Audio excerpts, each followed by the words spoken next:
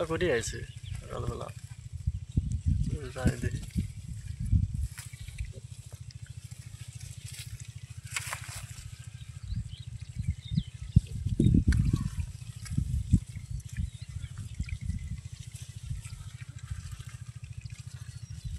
গাড়ি খানার পয়টা সব পাওয়া যাবে মানে এখান থেকে।